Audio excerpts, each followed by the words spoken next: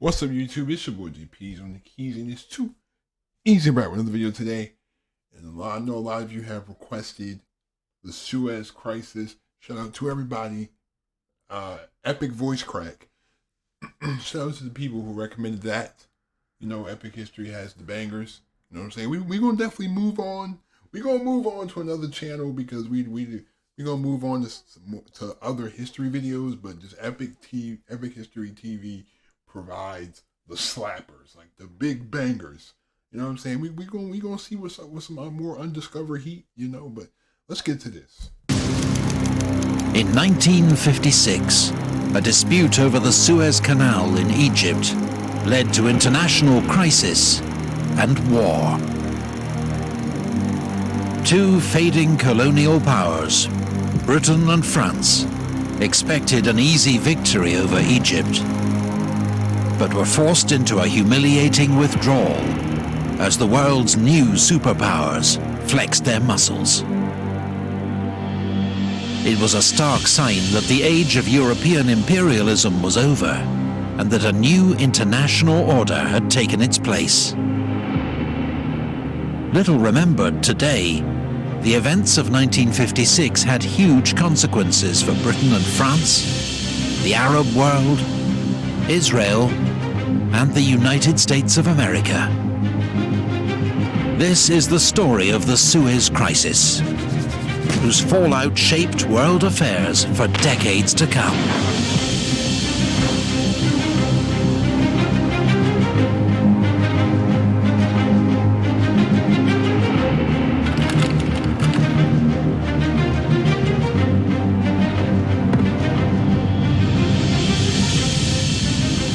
In 1869, world navigation was transformed by the opening of the Suez Canal. This 100-mile man-made waterway through the Egyptian desert cut 5,000 miles off the voyage from Europe to Asia, as ships no longer had to sail around Africa. Oh, bro, that's so, my thing is why didn't they come up with that earlier? Oh my goodness. Do you understand the task of, you gotta go around, that's like an extra 6 months onto your journey. That, what? Oh wait, we can just do a canal through Egypt and save 5,000 to 7,000 miles on the journey? Like, that's so crazy. Just think about humans, really, can be some creative people, very creative. I definitely applaud this, engineering. This is legit engineering. You know what? Let's make a canal through Egypt that saves all this time, and we won't even have to go around Africa. Its construction, overseen by French diplomat Ferdinand de Lesseps, had taken 10 years and cost the lives of many thousands of Egyptian laborers. The Suez Canal... Of course, it was unpaid labor, though. Of course, that's always a caveat. Right? It's always unpaid labor that gets a lot of stuff done. Company, which owned and ran the canal, was a private company owned by its shareholders, including French, Austrian and Russian investors, as well as the ruler or Khedive of Egypt, Ismail Pasha. In 1875, to pay off his mountainous debts, the Khedive sold his 44% share in the canal company to the British government. As the world's greatest imperial and naval power, Britain had initially opposed the canal, seeing it as a potential threat, but soon proved to be its greatest beneficiary. 80% of the ships that used the canal were British, and it became a vital link to the British Empire's eastern colonies, and the jewel in the crown, India. Of course! Everybody always sees a problem in something until they can use it for their own benefit. If it's not used for your own benefit, then it's not a problem. Because people are because in Britain, oh, what, a canal through Egypt? I don't know, that might be a threat from other countries, but wait, we can put our ships and sail our ships through there and go through India and make a boatload of money, but yeah, we might be able to bend for that.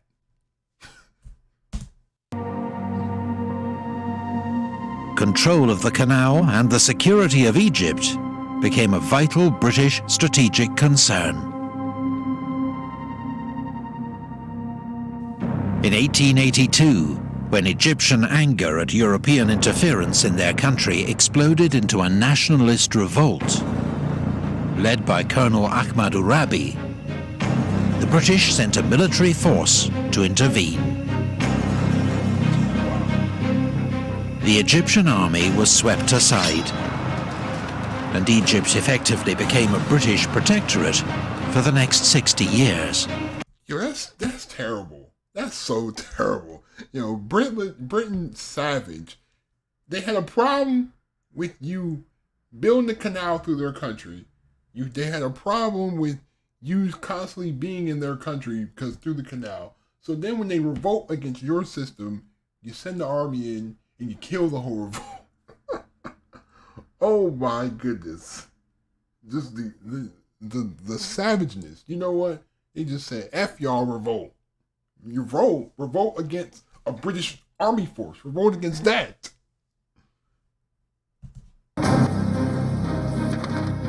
British control of the Suez Canal was a major strategic advantage in both world wars.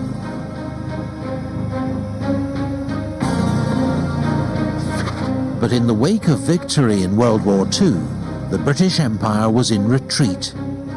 India, Pakistan and Burma gained their independence. There were revolts against British rule in Malaya, Kenya and Cyprus. Egypt had received formal independence in 1922. But Britain continued to station troops there and govern much of the country's affairs. Only in 1947 did British troops withdraw to the so-called Canal Zone, under an earlier deal with Egypt's King Farouk that the British could keep bases there until 1956. But Egyptians were turning against Farouk. They blamed him for failing to prevent the creation of the Jewish state of Israel, and for Egypt's defeat in the Arab-Israeli war that had followed. They also blamed King Farouk for allowing British troops to remain in Egypt. In the Canal Zone, British soldiers and civilians came under attack from the increasingly hostile local population, with riots, arson and gun battles, leading the British to impose martial law. See, why? My thing is, why is it they don't seem to understand, the British don't seem to understand what they're doing though. Like I said, you just interfering in these people's country.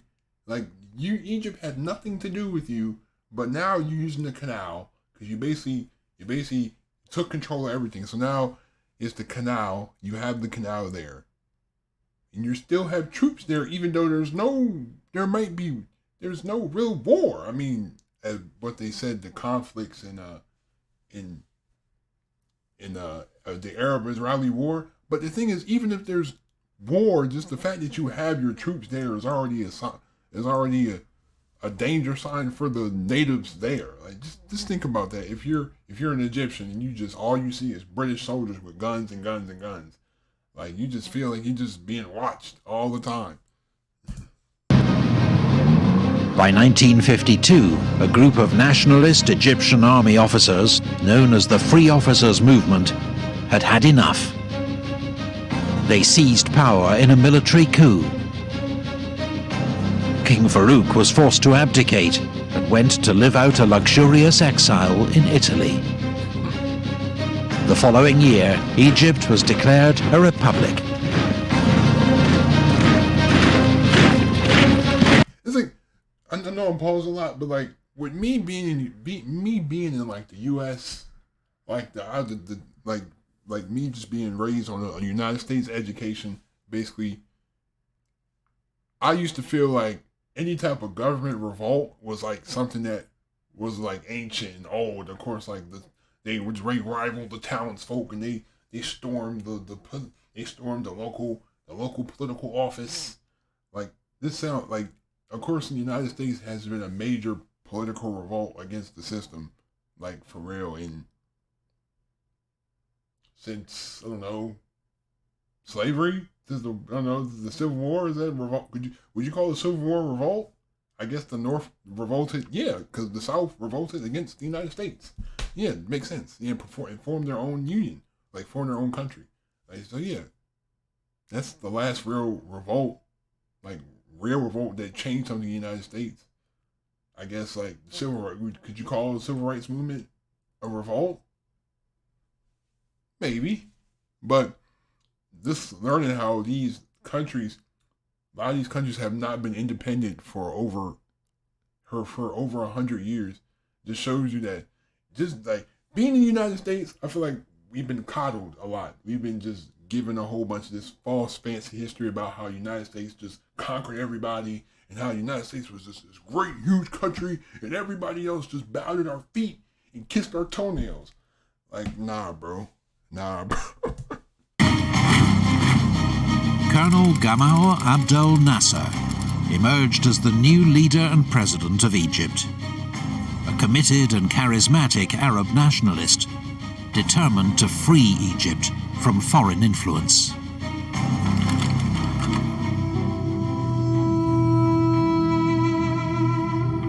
In the 1950s, America and the West were engaged in a standoff with the Soviet Union, known as the Cold War.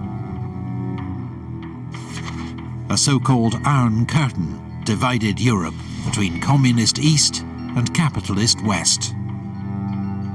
Around the world, each side tried to win friends and limit the other's influence. Egypt, the largest and most powerful Arab state, would be a valuable prize for either side. But which way would President Nasser turn? US President Dwight D. Eisenhower wanted to win over Nasser, but couldn't grant his request for a major arms deal. They'd most likely be used against Israel, which had many supporters in the US. The US and Britain instead offered to fund construction of the Aswan Dam, the centerpiece of Nasser's plan to modernize the Egyptian economy. Britain also agreed to remove its troops from the Suez Canal zone by June 1956. But then, border tension between Israel and her neighbors boiled over as the Israeli army attacked Egyptian-controlled Gaza, killing 38 Egyptian soldiers. The Gaza raid made Nasser determined to rapidly strengthen and modernize Egypt's army. Since the US wouldn't help, Nasser turned to the Soviet bloc and signed a major deal to purchase modern tanks and aircraft from communist Czechoslovakia. Oh man, I wonder how the United States and Britain will feel. You bought stuff from the capitalists. You bought weapons from the communists instead of the capitalists. You didn't spend your money with us. No, we're gonna send troops. Watch it. They're gonna send troops. Watch. The deal was seen as a huge triumph across the Arab world.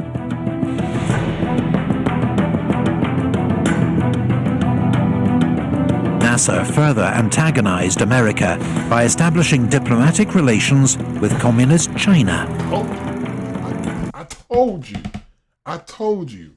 You get cool with them.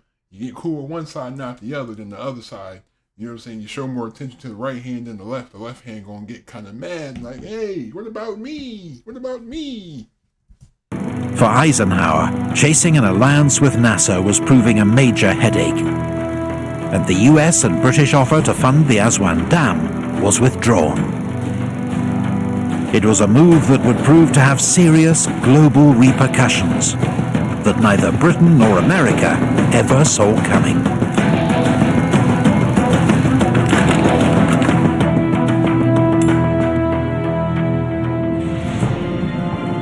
On the 26th of July, 1956, Nasser stunned the world by announcing that with immediate effect, Egypt would nationalize the Suez Canal Company.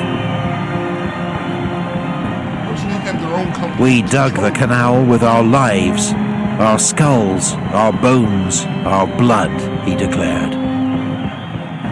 The money is ours, and the Suez Canal belongs to us. We shall build the Aswan Dam our own way.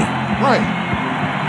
If Britain and America would not fund the dam, Nasser intended to fund it himself with profits from the Suez Canal Company.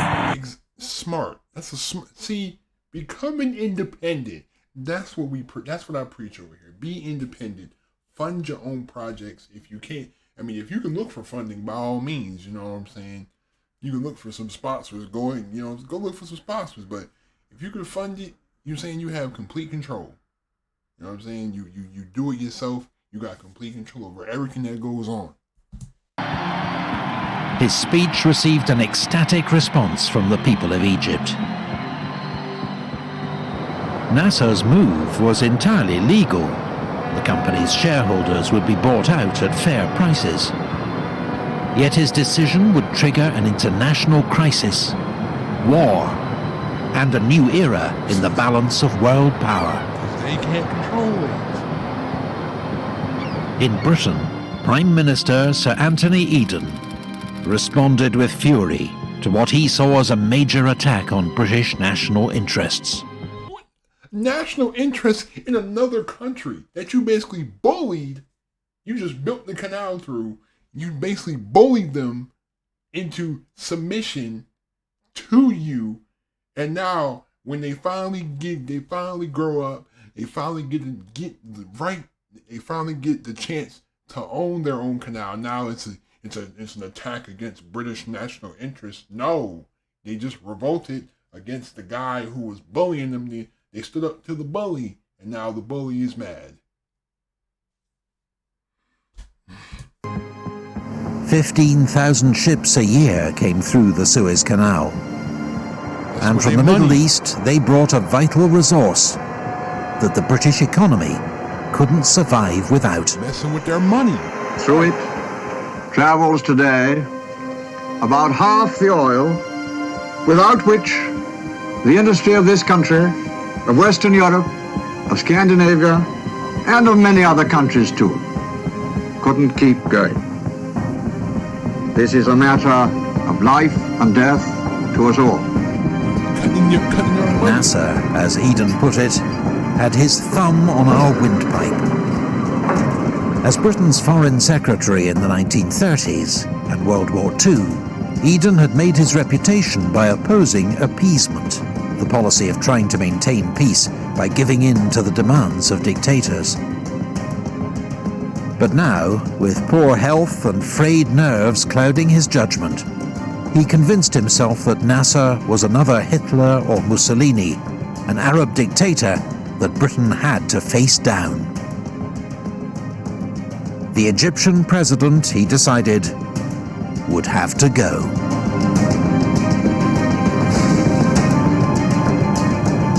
French Prime Minister Guy Mollet agreed with Eden's assessment. He had an additional reason to want Nasser gone. France was fighting a bitter war in its African colony of Algeria against nationalist rebels, trained and supplied by Nasser. Britain and France now secretly began planning a military operation to seize control of the Suez Canal, remove Nasser from power, and reaffirm their status as major global powers. Again, what is the big problem with Egypt owning their own canal that runs through their own country? What's the problem? Because it's cutting into your money. That's the problem. It's cutting into your profits. They said half the oil that is for all these countries like right here, they said half the oil for this goes through the Suez Canal, and then France automatically just joins because Egypt and Algeria is kicking their butt in a war, because they underestimating countries because they assume that they're third world because they're disadvantaged. I hate that word, disadvantaged. disadvantaged communities. Like, stop trying to paint, stop trying to make poverty sound good. Like, you know what I'm saying? Y'all, they try everything to make poverty sound good. The disadvantaged communities, the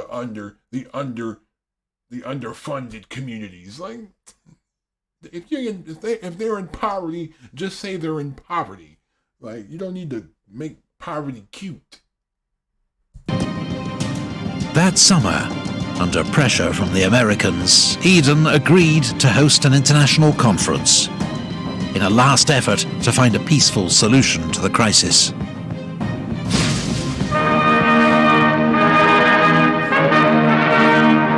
Lancaster House, London, naturally attracted quite a crowd on the opening day of the Suez Conference. 22 nations were represented. Only 2 countries, Egypt and Greece, had declined the invitation to the fateful meeting. 18 of the 22 nations supported Britain and France's position that the Suez Canal be returned to international ownership. A proposal turned down flat by President Nasser. US Secretary of State John Foster Dulles told the British that nevertheless, America would not support an attack on Egypt. Dulles strongly believed that military action against Nasser would push the entire Arab world into the arms of the Soviets. Besides, President Eisenhower was running for re-election and would not welcome the distraction. It was a warning that Eden fatefully ignored. Britain and France had already chosen the path to war.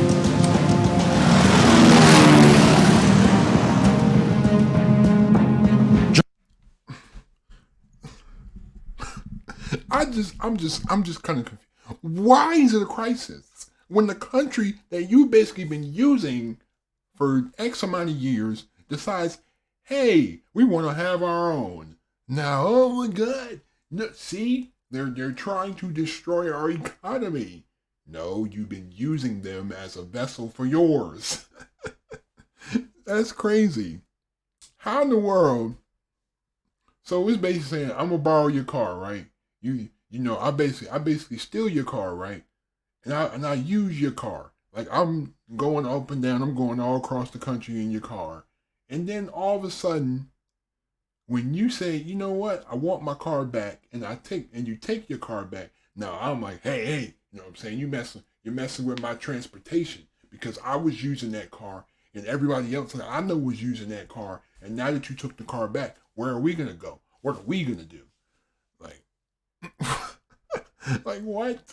Like, I don't understand we go and watch the second one because you know what I'm saying? Because this seems like jealousy at this point. It seems like jealousy, to be honest. But anyway, thank you again for watching. Leave a like if you enjoy. Hit that subscribe button if you're new to the channel. Also, don't forget to turn on my post notifications. You know what I'm saying? Check out my beat making channel. I know I don't post on there like that. I need to start posting. I'm about to start posting on there. Check out my Patreon. Check out my BeatStars. Check out my Instagram. Check out my email me if you need anything. You know, if you got a question, email me. It's in the about tab. But anyway, follow me on Daily Motion. Thank you.